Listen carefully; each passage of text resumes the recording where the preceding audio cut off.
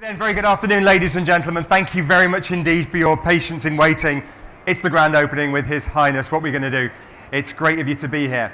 We've got a fabulous discussion today. We're going to talk about the legacy of Expo 2020 Dubai, and we've got some superb panelists here to do that. My name's Richard Dean. I'm a journalist and broadcaster here in Dubai, and it's going to be my job to moderate that. So let's get straight in with it, and I'm going to welcome our panelists now. First of all, will you join me in welcoming Senior Vice President for Legacy Development and Impact at Expo 2020 Dubai, Marjan Faraidooni. Marjan, join us, please. Also with us today, we have Deidre Wells, OBE, Chief Executive of UK Inbound. Deirdre, join us, please. Spent a lot of time working on the London 2012 Olympics and the legacy of that. And also today we are delighted to welcome the CEO of Dubai Corporation for Tourism and Commerce Marketing, Issam Kazim. Issam, can you join us, please? Thank you very much indeed. Now, also joining us a little bit later on, but she has been delayed by a few moments, is the Senior Vice President at Dubai Airport, Anita Mehra. As soon as Anita joins us, she will fill that empty chair. But for now, let's get into this. My one request for you this afternoon is this. I'm a journalist. I ask questions. I've got dozens of questions. But please, these are fabulous people. Don't waste my questions on them. We'd like to hear your questions. So can I have that cooperation? I'm going to come to the floor for questions quite soon on. I'm not going to leave it to the end. So do you have questions? Will you share them with me? Thank you very much indeed. But I'm going to begin, Marjan, with you first of all. It is on your business card that you're in charge of legacy. No pressure then. I was at Cityscape last year in September when you gave a big presentation about legacy, and there was one number that jumped out at me, and that number was 80%. More than 80% of the Expo 2020 site is going to be reused. For the benefit of those who weren't there, just explain how that's going to be possible, and then bring us up to speed, because that was 8 or 9 months ago. Well, thank you, Richard. Good morning, everybody. Thank you for making it to the session. I'd like to take a step back, Richard, if you don't mind, and maybe explain to our friends here what a World Expo is. Before I joined the team, I didn't go to World Expo, and my first experience was Milan 2015. So I'm just going to explain what a World Expo is for those of us who don't know what it is, and I don't blame you. It's a mega event, just like the World Cup and FIFA. It happens every 5 years for a period of 6 months. And it's a place of gathering focused on a certain theme. And this is where people and organizations and countries come together to showcase innovations and the best of what they have. It's also a place where it gives an opportunity for the host nation to share what they're all about, what their culture is. So that's a World Expo, and we hope for it to be like, we describe it as a festival of imagination, where you can come, whoever you are, with your families, and hopefully get a glimpse of the future. Now, to your point on the 80%, it's also important to mention that we plan the Expo with 2 missions in mind. The first mission is to make sure, and this is, I think, what we want to focus our discussions on, is to make sure that the visitor has an unforgettable experience. From the second he set foot in Dubai till he leaves Dubai or she leaves Dubai, we want them to have an unforgettable experience. But the second mission we have is basically this legacy question. And the 80% relates to something that everybody asks us about. What is going to happen to the site after the Expo? Well, the answer is it's going to continue being a destination for all types of tourists. We're building it with legacy in mind, meaning all the assets that we are building for entertainment and exhibitions will remain after the Expo. And that includes the buildings that we're building. In addition to the infrastructure, it also includes the metro station, which is being built. So that's what the 80% is all about. Just before I proceed with questions, can I get a sense in the room? Marjan said she hadn't been to an Expo before she began working here. Who here has been to an Expo, a living, breathing Expo, while it's been going on? So it's a minority, I'd say 20% or so. I haven't been either. I've been to places that have had Expos, and legacies vary from time to time. But it's interesting that most people in the room haven't been to an Expo. So, Issam, if I can turn to you, and from a tourism perspective, I'll ask you what you're going to do about the legacy, April the 11th, 2021, and thereafter. But first of all, just bring us up to speed on Dubai's ambitions for 2020. Sure. 20 million tourists by 2020, the year that Expo starts. Sure. Why that figure, and how are we doing on that figure? I think when we started off the strategy, we set out the strategy for ourselves, for tourism as a whole, we had just announced that we had broken the 10 million visitor mark for the first time. The numbers were announced in 2013 for the closing of 2012. And by May of that same year, May 2013, we announced that we will double that number and hit 20 million by 2020. Obviously, that meant that there was a lot of coordination that had happened, discussion that we've had with all our public and private sector partners to understand what is a realistic number before we set that goal for ourselves. Obviously, the goal is quite ambitious, and historically, Dubai has always set ambitious goals and has always achieved them. And we have no doubt that we will achieve those targets. But however, we're looking at a sustainable model for tourism. And I'd like to highlight that this announcement of 20 million by 2020 was actually made before we won the Expo bid. So I think we were confident that we can create that sustainable model, and the Expo will give us that opportunity to make it a landmark moment and an announcement, and hopefully build on from there as well. So we've worked with the hotels. The hotel room numbers have been increasing year on year. When this announcement was made, we were about at 80,000, just shy of 80,000 hotel rooms. Today, just about, the release is about to go out, we have over 104,000 hotel rooms in Dubai already. And in the pipeline, we know for a fact that there will be 130,000 in total by the end of 2018. So we are well underway with the hotel room and capacity management. We also had incentives placed to make sure that we encourage the investments going in the 3- and 4-star sector hotels as well, because we knew that if we're going to go after a much bigger market, we need to break away from the key traditional markets that we relied on, continue, of course, informing them with everything that's happening in Dubai, but also focus on newer markets. Because yes, we want to get 20 million people. We want to make sure that people are staying longer in Dubai. So the more they know about Dubai, the more they understand that Dubai needs to have at least a 7-day or a 10-day planned. And then the other thing is making sure that people spend more in Dubai and also become ambassadors and advocates and keep coming back to Dubai more and more. Again, goes back to the service aspect of things as well. We know certain partners who do really well in selling Dubai and selling the experience of Dubai and making it a destination that people want to come back again. But we've also announced, for example, the tourism college recently, which would help train, vocational training, basic training to people who are within the segments that will have some sort of an interaction with the tourist, to make sure that any experience that they have will be exceptional, and that people would come back to Dubai more and more. And all of that experience, everything that we're learning, everything that helps us sell Dubai in a much better way, will be utilized at its utmost, I would say, potential for Expo as well.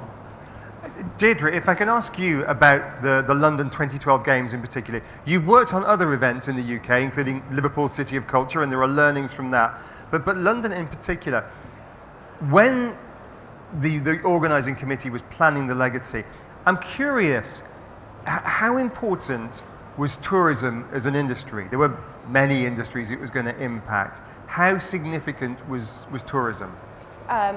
Delighted to be here, and just to say, I've only been here 24 hours, so you're already doing a wonderful job in terms of world-class welcome, may I say. So, yeah, I mean, it was very much a key part of the planning. It wasn't the only thing that we were looking at. There were a number of issues. Again, sustainability was also a key concern for London, not only in terms of the building of this stadia, but also the long-term sustainability. So I think a concern that a number of major events have, that you don't have a white elephant at the end, that you've got a building with nothing, no future for it. There were issues around, because it was a sport event, that actually both in terms of delivering a step change in terms of our world-class elite athlete performance, but also in terms of developing more engagement by communities in sport was key. But tourism was a key aspect to it. We too had some targets, not quite as ambitious as yourselves, but we were already doing quite well. We were in a well-established market, generally getting over 30 million a year in terms of inbound tourism. So the government then set a target that we would increase, we'd get 4 million visitors, but we would increase it by 2.2 billion spend.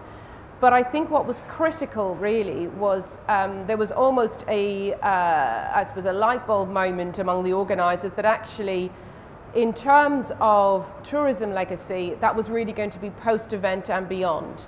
That actually the event itself was a world-class sport event, but also a major broadcast event, and the games themselves would be the biggest advert that the country was going to have. So in terms of investment and planning, most of our funding, which is about £30 million over 4 years, went post-games. So that people were watching. Could you put a percentage figure on that? How much of it went post-games? Probably about 60% of it was post-games. So in terms of advertising spend, most of that happened post-games. There was a run-up to it, so that the branding, which you may have come across with great branding, was, I suppose, understood and starting to get some traction. So a lot of that was around the games themselves and was already in market. But the real heavy targeted call to action marketing was post-games, on the basis that people saw it on television, now come and see it for yourselves. And you say another thing that the Games was used for was almost to change perceptions. Yes, the UK has been a very popular tourism market, London in particular, for some time, but there was a perception, and you researched this, that perhaps Britain wasn't the most welcoming, that kind of stiff upper lip Brit, and things like the opening ceremony and the kind of tongue-in-cheek sense of humour were designed to change those perceptions. Yes, I think I would say don't underestimate the power of these major events to shift perceptions, and almost look at what your strengths and weaknesses as a destination are. So in terms of organising major events, in terms of sport, in terms of, you know, iconic sites and culture, we ticked all those boxes. But where our weakness was that sense of welcome. So, and for some markets, that's particularly sensitive. So am I going to feel welcome? Am I going to have a nice time? Is it going to be fun? Are really key drivers in terms of whether people will travel or not. So for those of you who've seen the opening ceremony, it did play on that British sense of humour, that quirkiness, which really did help. But also we had a fantastic program for our meeters and greeters, so our World Host program. So people were really welcoming, went over the top in terms of support. But we also extended that to our border security staff. You may recall that we had an issue with the planned security for the Games. The company weren't able to deliver to the level that we wanted to, so we called in the armed forces. Now, there could be a danger there that suddenly, if you're faced with somebody in uniform when you're trying to go into a stadium, that could actually be quite off-putting. But actually, they were so welcoming and really helped with that fear of sense of safety. So, and what we saw afterwards when we did some research was that our rankings for welcome had gone up by 2 points. Now, that might not sound huge, but actually to shift our rankings at all, this is something called the Anhalt Brand Index of world rankings for countries. To shift at all is really difficult, particularly in countries like the UK, where there's a very established view of what it's like. So, as I say, don't underestimate what the possibilities are in terms of shifting some of those perceptions. So Marjan, when you look at the legacy, perhaps in those terms, in terms of cultural terms, in terms of the way not just Dubai is perceived, but the way that the UAE is perceived, are there any perceptions that you want to change or shift, or areas that you want to particularly focus on in terms of the way that people perceive the country and Emiratis? Definitely. I mean, I'd like to also mention, when we look at legacy, we look at 4 dimensions. One of which is particularly the reputation of not only Dubai and the UAE, and that's the interesting thing about this Expo, and it's a legacy in itself. We look at this Expo as an opportunity for the region, and when we define the region, we look at the MENASA region, so the Middle East, South Asia, North Africa region. And yes, definitely from the UAE perspective, our reputation is to show the world that we are able to pull off an event this big. We've been doing it over the years, and now it's really our test to the world to show them that we can do a mega event. It's the first time in the region. So that's, in terms of reputation, is big for the UAE and not only for the city of Dubai. But in terms of the region, it's very important to note that Expos are about showcasing the best of every nation. And it's not a surprise that we live in a world today where everything that you hear about the region I mentioned is unfortunately not the most positive. And hopefully through this Expo, we'll be able to bring to the table, to showcase to 25 million visitors, 70% who are coming from abroad, that we have things to be proud of. We are innovative. We have a very strong culture that we can share to the world. So for us, when we think about reputational legacy, it's beyond just the UAE, and seeing how we could help uplift the region's reputation. If we look at it from a tourism marketing perspective, I thought what Deidre said was interesting about backloading the advertising, waiting till the event's over, and then having a big push. I can see that for a short burst, 2-week event like an Olympics, that might make sense. But of course, the Expo is a 6-month event. So how are you thinking this far out? How are you thinking you can leverage Expo and leveraging the spend that you can have in terms of marketing, social media, whatever it is, work with influencers before, during, and afterwards? I think from our perspective as a Dubai tourism front, obviously we have our own goals that sit alongside Expos as well. So we've been creating a lot of headway with the partnerships that we've been developing. So identifying the key partners who are leading the decision-making process nowadays when it comes to travel trade. So I would say in the past, more and more countries were actually reliant on tour operators and travel agents to actually make that decision. I still remember going to those agencies where you would actually have those glossy brochures and the pretty pictures, and you decide which destination you want to go and visit next. But that's changing quite a lot. Still relevant in some markets, but most markets now are being influenced by their friends, their families, social media playing a front and center role in that. So it was very important for us to understand how we can leverage those tools and be able to be ever present in the right channels and the right times in front of the right people. Then we also have other partners that we've developed relationships with, global players, who would be able to help us, giving us the tools to identify when certain markets decide as to when to travel. Also, what are their travel patterns? So not leaving anything to chance, understanding the calendar of their events, their holidays, and for example, certain markets plan 6 months in advance before they travel. Other markets are more immediate, and those of course are our near region. So we've identified all of those things, set the groundwork for ourselves. Plus, one of the key propositions about Dubai, one is about perception changing, whether it's, like Marjan mentioned, focusing on the Expo side of things, or about the service and the element of welcoming. We are also looking at different aspects of what Dubai has to offer. People know about the beach and they know about the hotels and the services in Dubai, and maybe about retail a little bit. But most people are not aware of the depth of the cultural, the heritage sites of Dubai, which we're announcing to the world in a much bigger way. People don't necessarily understand that there are 200 nationalities that have chosen Dubai to be their home, which again, to go back to the misconceptions and the perception issues that people have about the safety and security of the region, just identifying that about people raising their family in Dubai becomes much more important.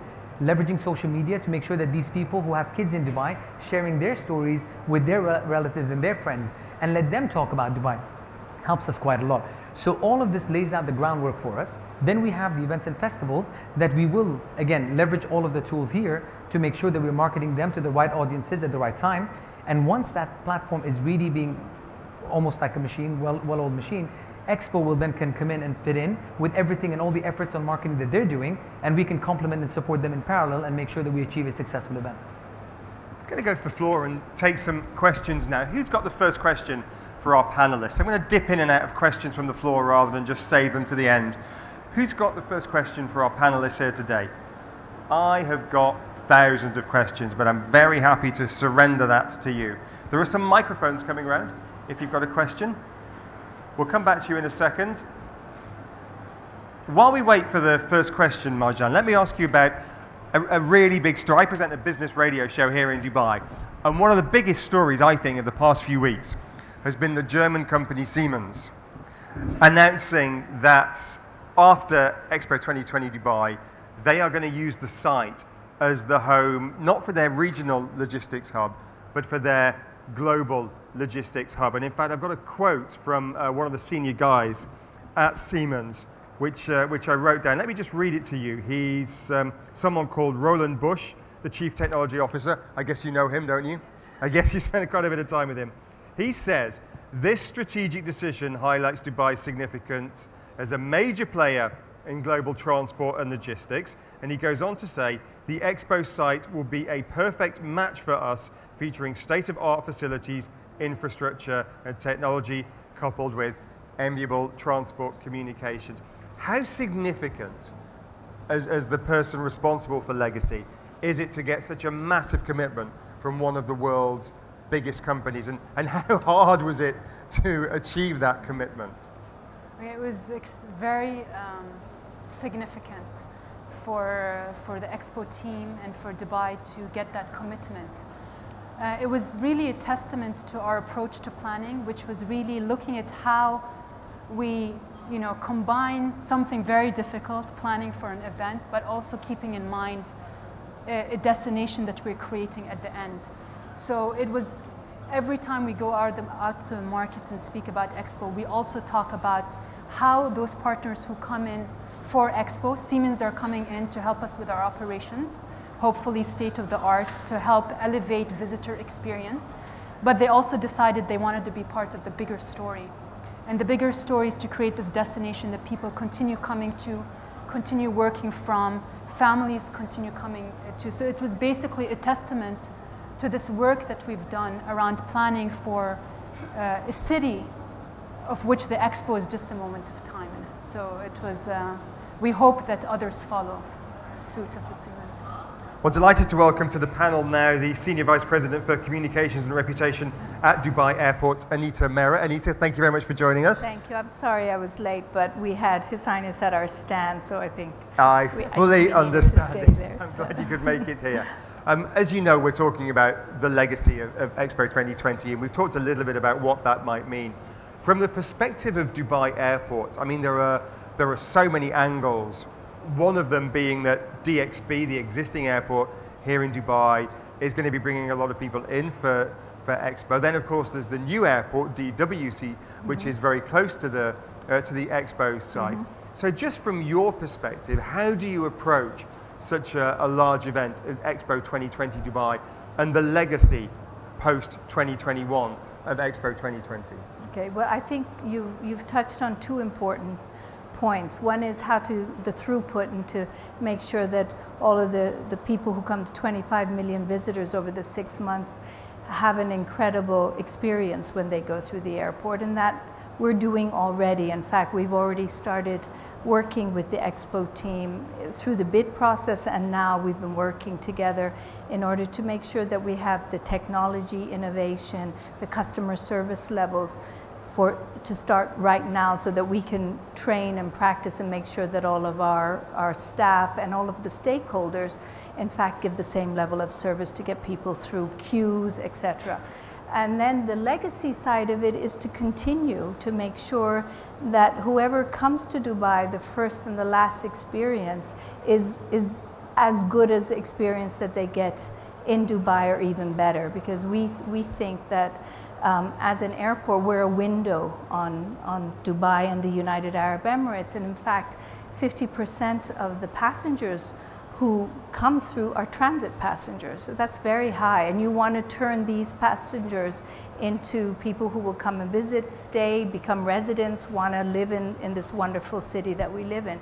So the passenger experience is really important. So we make them happy, we make them excited, and the airport becomes a destination in itself that reflects what Dubai has to offer, which is what Expo is doing also. What do you think will be the split?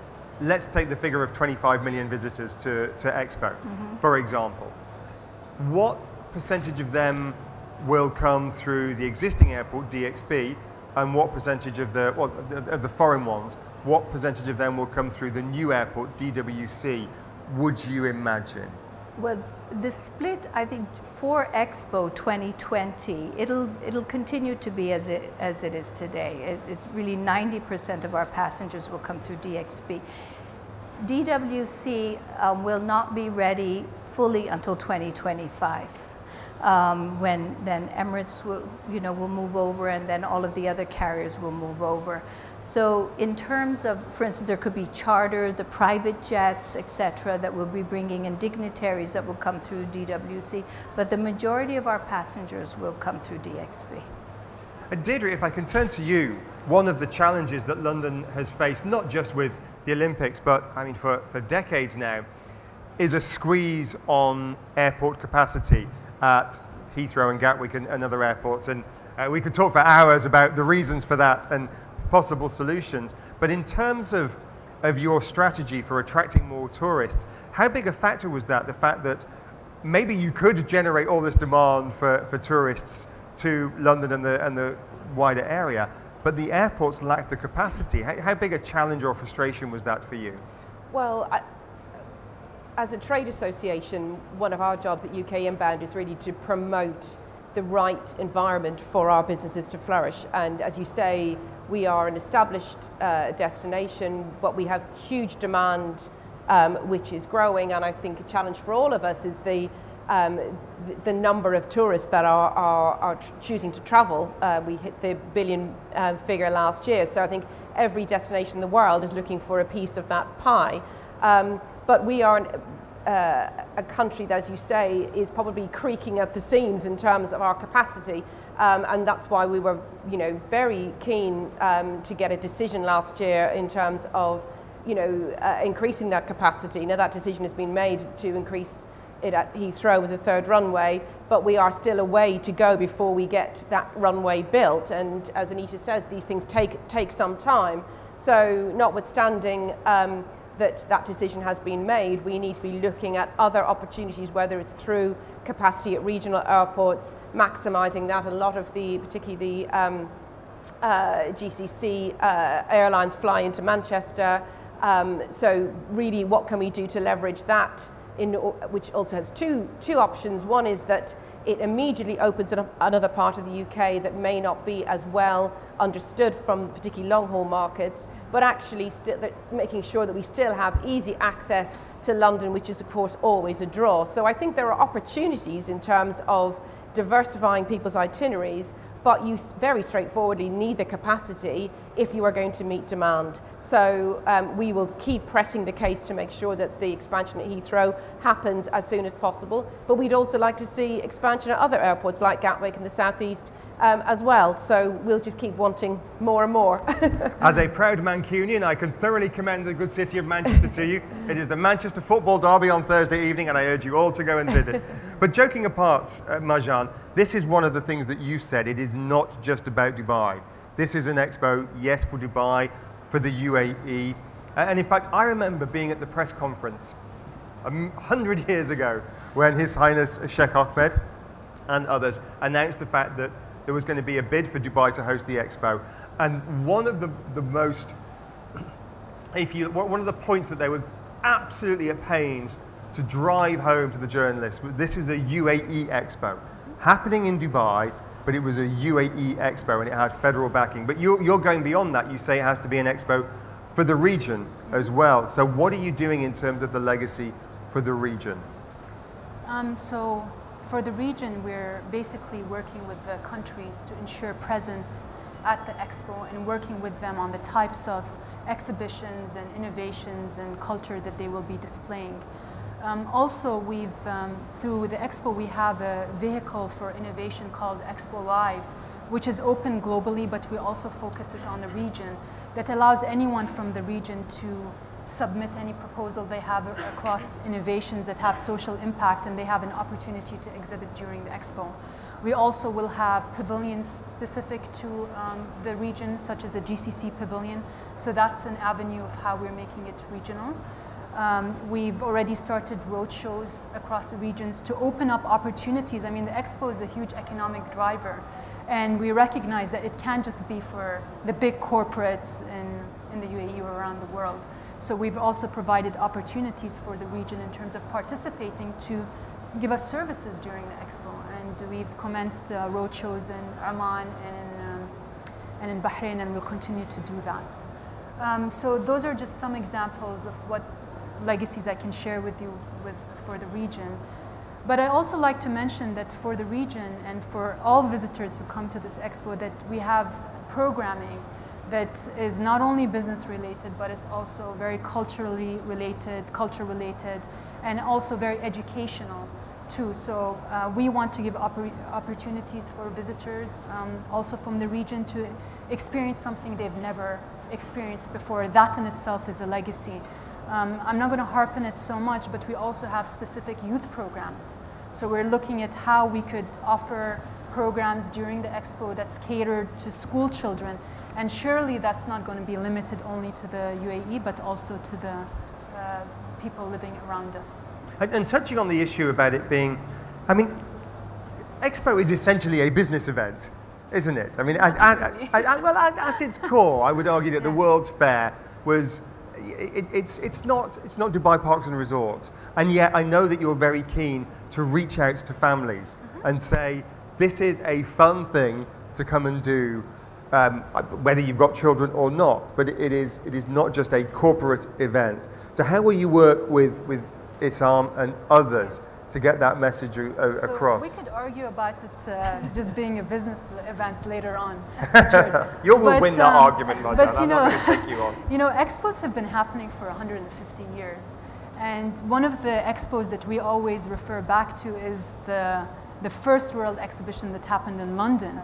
And it has one of the strongest legacies. I mean, the whole area of South Kensington, where people go to visit museums or students go to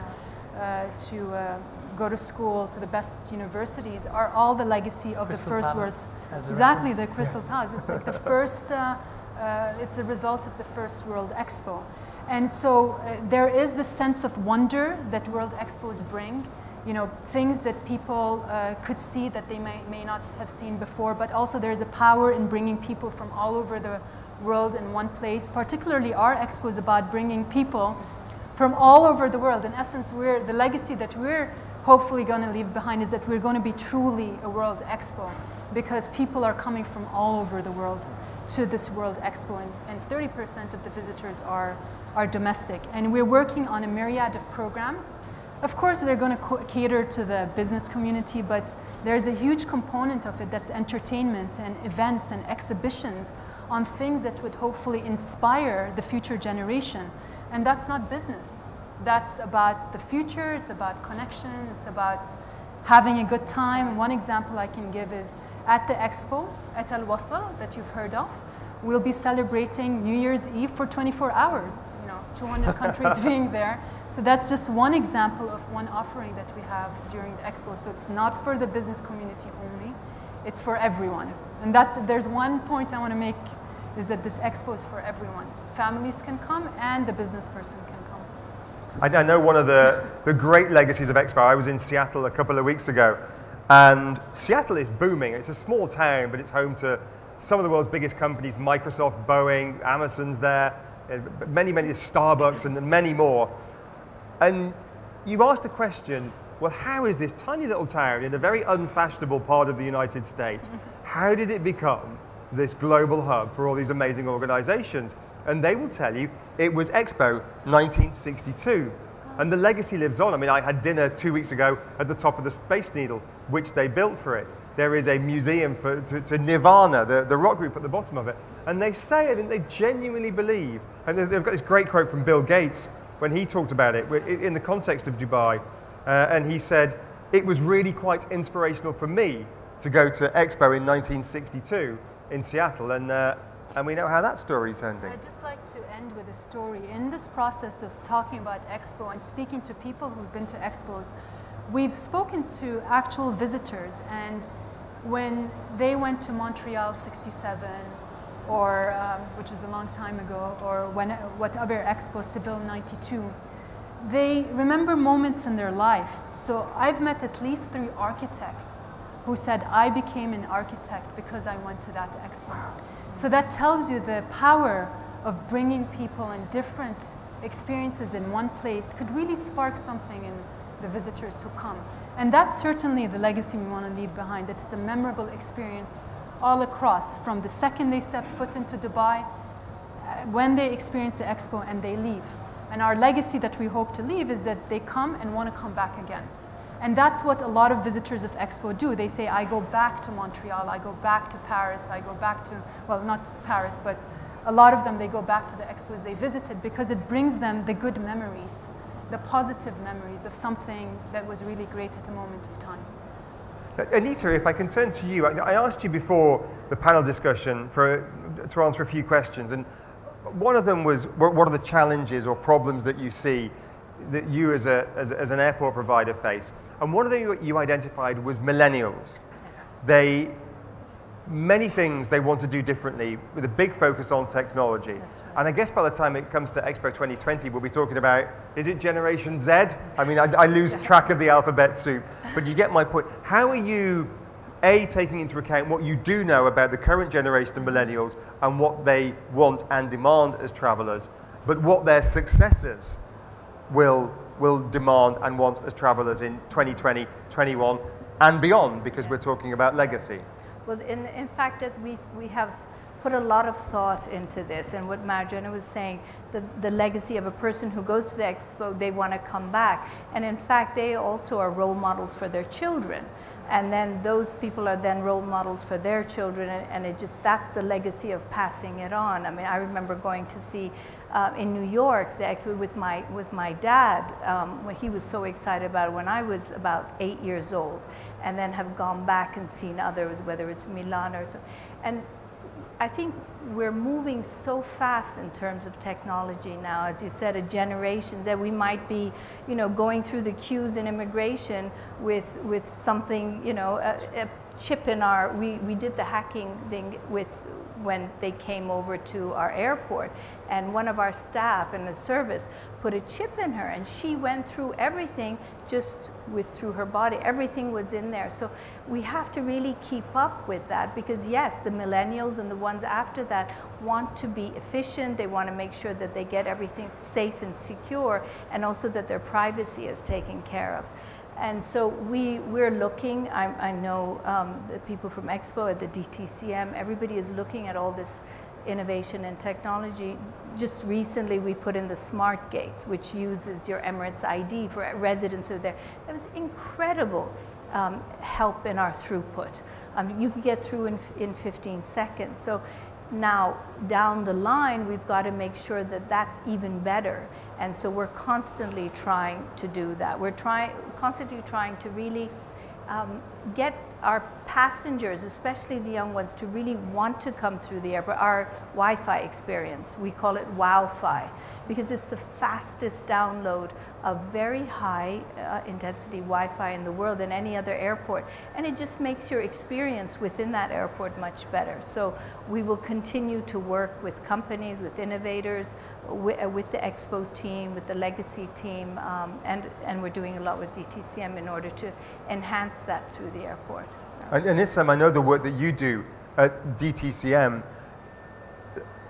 the way that you're marketing to millennials has to be different. You talked a lot about your work with influencers is one way that you're doing things a little bit differently than the previous generation, and also the way that you use big data and analytics and perhaps even artificial intelligence to analyze the massive data you get is changing constantly. Give us a couple of examples of how you're doing that, and perhaps some of the impact that it's had. I think if I was to look at what makes it exciting for us, I wouldn't say challenging but exciting, is the fact that every market has a different approach completely, let alone the channels that they would be using. China and Russia specifically have completely different channels to the Instagram and the Facebooks that we're familiar with. So we need to be aware of which channels are important for which markets and to what level. And again, keeping it real to our target audiences as well. So we have ourselves, we manage and own 108 channels. We manage it real time in 19 languages, in 43 countries. And there's several, I'm talking about like in the tens of millions of engagement that happen on those platforms on any given time. Some of them are to address concerns that are just due to misconceptions. Some of them are genuine opportunities when we see someone has landed in Dubai and is a considerable influencer in the sense of the number of followers that they actually have. We can engage with them, invite them to actually experience Dubai in a way that's relevant to them, personalize their itinerary, and then create content that we can then push through the channels to their influence based as well. So you monitor. Do you have a way of monitoring so that you know if someone with more than, I don't know, 100,000 followers on Instagram, if they land, then you've got a machine that goes ping? If anyone mentions Dubai anywhere in the world, we know about it. Right. If there's anything positive or negative, we put in the keywords, we know about it. And if anyone lands, depending on the countries, because if it's a 2 million follower from, let's say, the GCC compared to 2 million followers from China, it's very different. So we have different thresholds for different markets. And again, based on the type of followers that they have. So we have alerts set for different things. And at the same time, there's real-time monitoring that the team do and engage with the audience and create conversations as well. Of course, it helps us to monitor our own campaigns real-time, knowing what's working, what's not working, and being able to address those as well. But to give you an example, one of the things that we've recently done, we identified that there's a trend in China, and right now it's unique in China, where the bride and groom, before the wedding ceremony itself, would travel to a different destination and take pictures, and the UK had done this as well, and take pictures against popular landmarks. So we managed to engage with one of the most popular photographers, bring him to Dubai, create an experience and itinerary based on their target audience, and let them take those images, and then they are now marketing Dubai on our behalf, because they have those channels, they have the people who are actually willing to spend the money and bringing a different angle to how Dubai appeals to them.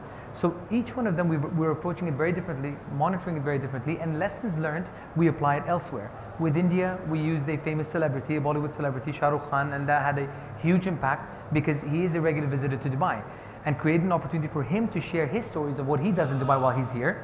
And again, that helped us not just for India, but the wider diaspora that are actually influenced by Bollywood as well. So there are a lot of ways that we're always learning, always adapting to keep in check with the millennials and understanding their habits and their trade. They don't want to see beautiful pictures that are staged with actors in front of beautiful landmarks. They want to know real people enjoying real things in Dubai that's relevant to them. I'm going to go to the floor for questions in a second, but Deidre, from your perspective, how is what you do changing with different social groups, millennials, or perhaps different nationalities, and also the technologies, the different tools that are available? There have been many changes, but if you look back at the difference between, say, Liverpool City of Culture, which was what, 10, 15 years ago, London, which was 5 years ago now, and the stuff you're working on now and going forward, what have been the real game-changing trends?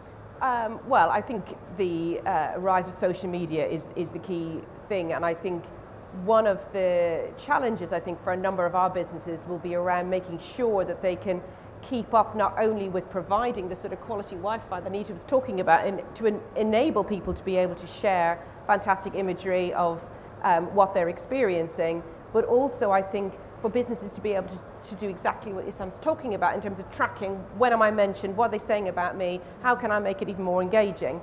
I think one of the things we need to bear in mind though is that technology is always an enabler and will always be a tool. And you know, if we look at this wonderful event we're sitting in it right now, you know, people are not doing this virtually. They might be engaging virtually, but they're here, they're talking to other human beings about doing business. And I think the experience trend is huge, but actually you have to physically be there to do it. So they might want to see real people doing it, but they actually want to do it themselves, and they want to talk about it and they want to share it. So I would say that we forget about the content and the human relationships element of tourism or business at our peril. You know, technology is an enabler, it's getting faster, demands for the quality of that support is getting higher and higher. Any hotel or any attraction that is not providing free Wi-Fi is losing out on free marketing, very straightforwardly. But actually, we need to make sure that the content of what that experience is world class, because people will tell you about it if it isn't. And if you're not able to keep up with that, then you're losing market share to other people. But I think that personal relationship part will always be fundamental to how our industry works. Keen to take a couple of questions from the floor. Yes, please, the gentleman right in front of me here, the dark jacket and the white shirt. Can we get a microphone to this gentleman, please? It's on its way now. If you could briefly introduce yourself. You don't have to, but we'd like to know who you are, and then your question. Thank you. Hi, good morning. My name is Abhishek. I've just finished 4.5 years working on Bollywood Parks Dubai at Dubai Parks and Resorts. And it's obviously fascinating to hear what's happening with Expo 2020. And my personal interest is the legacy and what's going to happen going forward after the 6 months. And I know we talk a lot about, or we've been talking a lot about visitors and guests. How are we going to engage the residents? This country has a growing population, and Dubai South is obviously going to grow along with the Expo and DWC. But I'm sure there are plans, but it would be great to hear a bit about the plans for the UAE residents and how they will be engaged going forward after Expo 2020 comes to an end. Marjan? So we have been engaging with the residents in Dubai, and that has primarily had a business focus. So we've been holding a lot of meetings, explaining to the business community how they could participate and be part of the Expo story. But we've also been heavily engaging with youth. So we have a whole team dedicated to actually going to schools and talking about first building awareness of what is an Expo. And then we're in the stage where we're actually having them participate in trying to build experiences at the Expo. So that has been going on, and we view that population as a key component of the resident population, because it's not only about the school, it's about this whole network of the teachers, the family, and then of course the end student who will come and experience the Expo. And we will be rolling out more programs as we'll go closer to the Expo, I'm sure through our marketing team. But right now, those are two examples of how we've been engaging with the community. And of course, through our participation in multiple events that have been happening. Very quickly, Deidre, you mentioned something interesting to me just before we came on stage about one thing that London 2012 did to get the whole country involved, not just London, and it was something to do with a torch. Yeah, so I would agree. You ignore your domestic audience at your peril. I mean, people will be very quick to go, what's in it for me? Coming from the UK, that's always a big question. It's going to cost too much money. It's going to be a white elephant. It's going to be all about, people coming in. I think you've got to remember that it's just tricky with a very major event that is got an outward-facing focus, not to forget about your domestic audience. So we basically use the torch relay as a way of driving domestic tourism. So the torch relay had a route that went around the UK. We made it deliberately what we called spider off a main route, so it would go past the Angel of the North sculpture, or it would go past some, the Lake District. And we had a camera following it the entire time. So we had wonderful B-roll footage for all those bits in between the Olympics when you're waiting for somebody to warm up, where you could just beam out fantastic imagery of not London, because there was a huge pressure about it'll be all about London. London will benefit, the rest of the UK won't. And actually, I think every single stopping point, so there was about 20 or 30 stopping points where there was an overnight, there was an event. So there was an event for local people, showcasing local culture, involving children. If you get the children involved, you'll get the parents and the grandparents involved. If there are major free outdoor cultural events, people will come to things.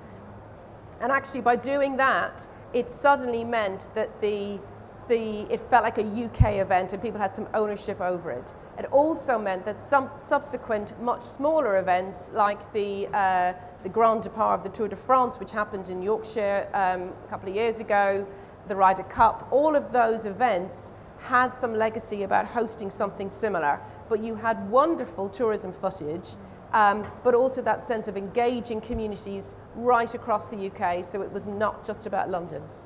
I'd like to add just a bit, of how the airport is going to do a bit. I mean, as we all know, the majority of residents are expats who travel quite a lot. All the vacations, whether it's summer or the Christmas vacation they go. So we're working directly with the marketing team, the Expo team, to go through and show within the airport areas and all the terminals and the concourses these three different phases of the educate, explain, educate, and excite. So our residents then will also be aware of this through the airport. So every time they go through, there'll be volunteers and hostesses from the Expo along with our volunteers giving information. There'll be lots of engaging experiences so that they can see what Expo has to offer, and at every phase then it'll be a different experience. So we're working closely on that. I feel I have to add as well now. Yes. So I think from our perspective it's quite similar in terms of course for us as a tourism body we focus a lot on bringing the tourists into Dubai. But of course it's very important we need to also look after the resident population as well, because at the end of the day, like I mentioned earlier, we have 200 different nationalities. We have the VFR aspect that's quite important, so visiting friends and relatives becomes very important for us. So of course when we work with influencers, just to give you an example that I used earlier, all the content that they create, they have a huge following within the local community as well, so they will know about all the exciting things that are happening. Because we, living in Dubai, take it for granted that these things are happening in Dubai, thinking that everyone is aware. There's always something new coming up in Dubai, so we need to make sure that the market is well aware of that.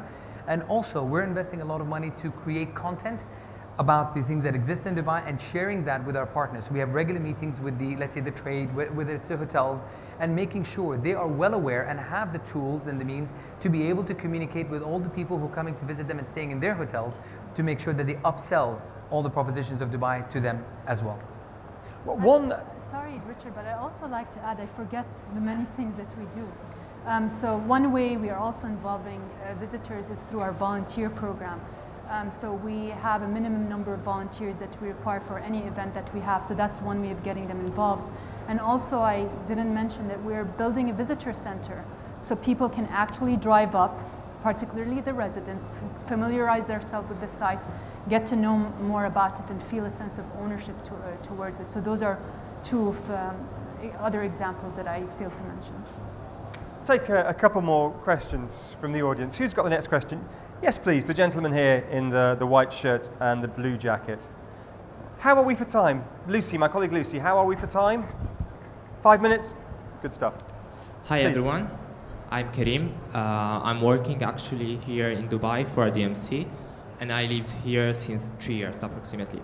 So I think we talk about the Expo, such as numbers and what will be done, but especially let's go deep inside the theme of the Expo, which is connecting mind, creating the future. So my question is, what will be the experience of connecting mind, creating the future? What the stands will talk about? What is the experience that the visitor, when he will come here, he will have the idea of connecting mind, creating the future? Okay, that's difficult. It all comes back to you, Marjan. Connecting minds, creating the future is a very broad theme, but it was intentional, and it came from the recognition that we live in a world that we're connected every day through our smartphones. But our theme is really taking it to the next level, where we believe that if we can get groups of people who don't usually get together, and we've done that with some events that we had around getting the business communities, with startups, with artists, etc., that together they can create something they didn't think about. So basically the theme is very open, and we've tried to, and basically in terms of the experience that you're talking about, whoever participates to make this expo, so it's the host city, but it's also the 200 participants, of which 187 are nations. They're going to be part of creating this experience, and they'll do it within the context of this theme. And to make it like more easy for them to think, okay, what does that mean? We have sub-themes, so you could do it within the connection for sustainability, connection for creation of opportunities, connection for mobility. So it's a very open theme, and it's intentionally that way, because whatever we do at the end of the day, the power of what you do is through doing it together, and that's what we're trying to portray with the type of events that we're doing. I don't know if that is answering your question. So. Eloquently and insightfully, thank you. We'll take one final question. Yes, please, the lady on the front row. Can we pass a microphone, please? Thank you very much indeed. Hello, thank you for coming. My name is Marjan Faraidooni. I work in Louvre Abu Dhabi. And for me, I'm specialized in communications, so dealing with the media.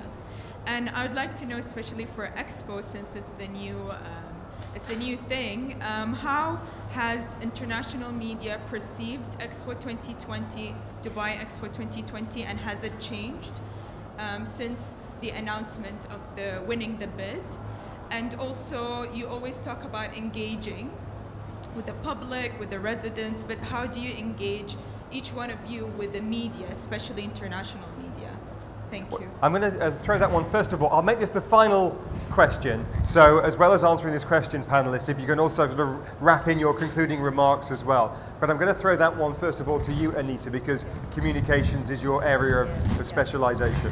Well, we've been, again, since the beginning of the bid process, very involved in making sure wherever we gave the support, whether it was through the bid process and the presentations, going to Paris with the people from the Expo with Her Excellency to do the bid process, of making sure that the media know what we as Dubai airports are doing and why we're doing it.